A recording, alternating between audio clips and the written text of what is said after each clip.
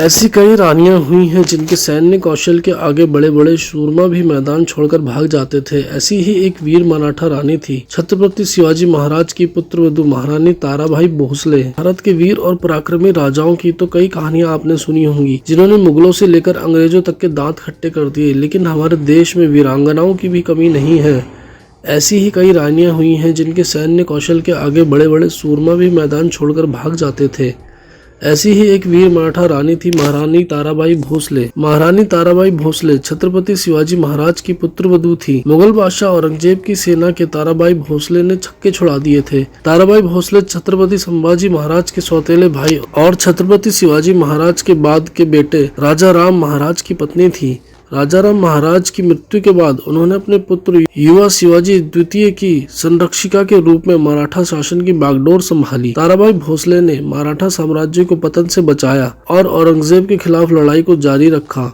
रानी ताराबाई ने 1700 से लेकर 1707 तक औरंगजेब की मृत्यु तक मुगलों के पसीने छुड़ा दिए। औरंगजेब महारानी ताराबाई की सैन्य कुशलता और प्रशासन की समझ को देखकर हैरान था। ताराबाई भोसले ने गोरिल्ला युद्ध से मुगलों को काफी नुकसान पहुंचाया था। शिवाजी द्वितीय जब केवल 4 साल के थे तब राजा राम महाराज की मृत्यु हो गई।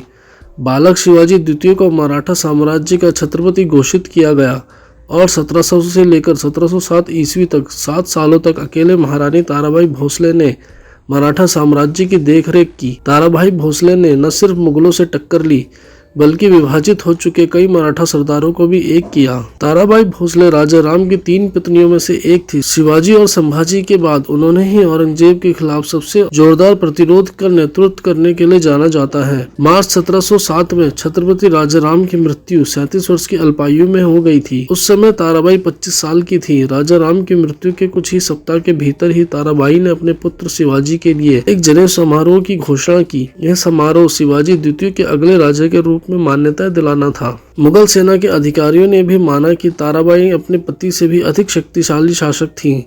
एक भी मराठा नेता उनके आदेश के बिना काम नहीं करता था। ताराबाई की वीरता के यूरोपीय भी कायल हो गए थे। 1701 में पुर्तगाली अधिकारियों ने उन्हें मराठों की रानी कहा। 1700 से 1707 तक ताराबाई ने मराठा सेना की कमान संभाली और मुगलों को तहस नहस कर दिया। उन्होंने सेना को एक किले से दूसरे किले में भेजा। उन्होंने सूरत और मालवा पर भी विजय हासिल की थी। उनकी मृत्यु 1761 में महाराष्ट्र के सतारा किले में हुई थी।